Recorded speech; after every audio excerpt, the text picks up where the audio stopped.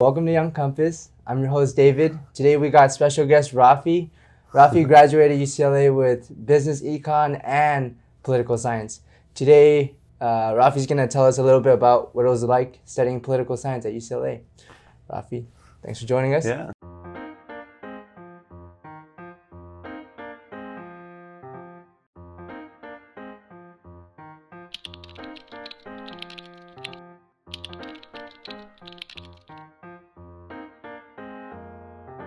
If you were to break down what political science is to like a younger student, like what exactly is that study? But Yeah. what is political science? Yeah, it's a good question because I actually didn't really know much of what I was going into before college, and I would say that breaking down the words is really important, understanding that this is a science. Yeah. I actually thought coming into college that it was part of humanities, which I found out it wasn't. That this is actually, I didn't know that either. Yeah, it's heavily research based. Okay. And so it's not talking about, it's not so soft in the fact that you're just talking about issues and what people think of them. And it really is trying to use real research methods to understand why things are happening in the political world. Got it. And political, the second half of it is the more important half of the term. Yeah. I think it can mean a broad range of things. It can mean everything from the organizing of people,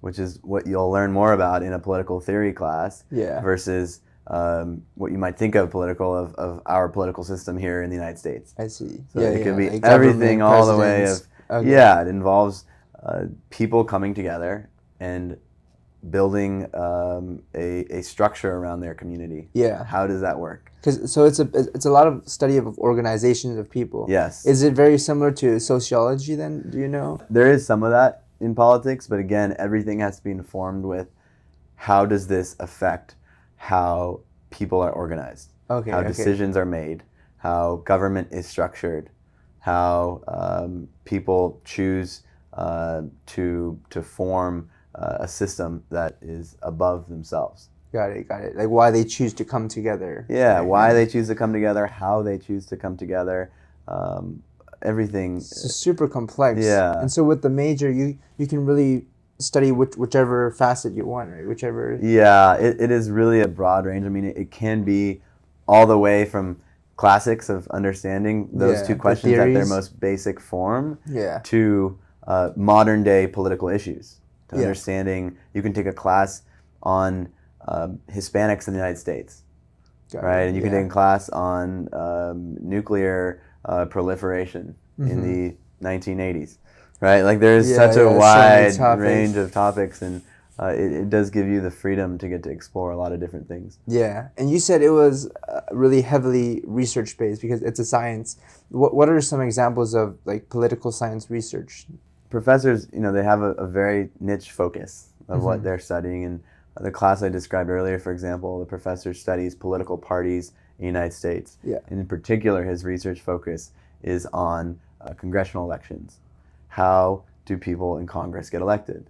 What are the deciding factors? Yeah, and so I actually know people that did research with him, and he studies FEC funding for elections and how people get money.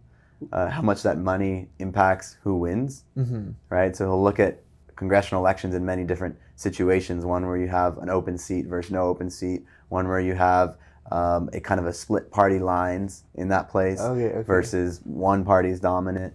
You look at different primary systems. All these factors to say, hey, can we predict what is it that causes some people to win and other people not? Yeah, and do you know anything about these predictions, how accurate they are? Or? Yeah, and that is, I think, the coolest part about poli-sci is that at the end of the day, it's really messy, and you're learning a million different angles of why things happen in our society, in our system of governance. And no single one of them can tell you the answer. And each professor will study one particular thing, and they'll want to have that, but it will always be or there's much more to this story. Yeah, there might be this affecting it, this affecting it. We never know for sure. Yeah, it's not like super hardcore where you know for sure this is like black or white. Yeah.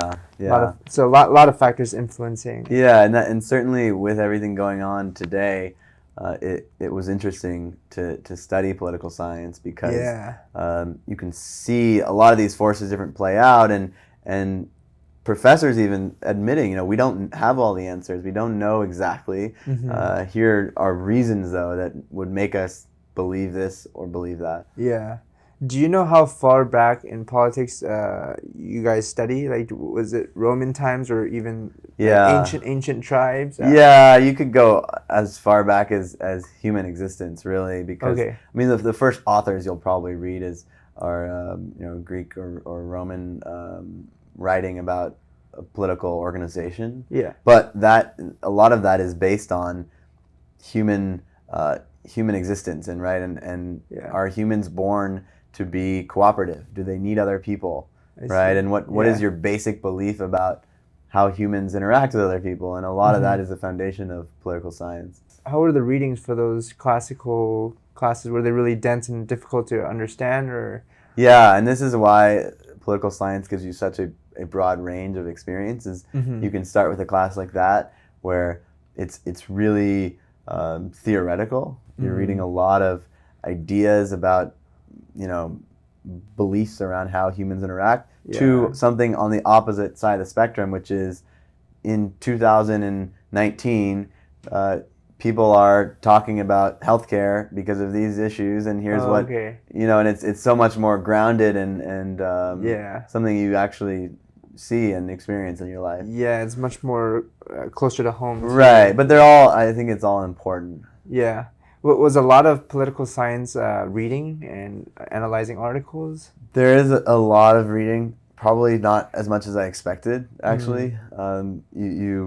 You'll read a variety. I mean, there aren't too many textbooks per se that you're just reading from a textbook, but you are reading everything from textbooks to articles on the internet to listening to interviews and watching movies in many cases. All of this affects how people make decisions. Yeah. And so it's all equally important. Yeah, so a lot of different sources of reading. Yeah. Okay.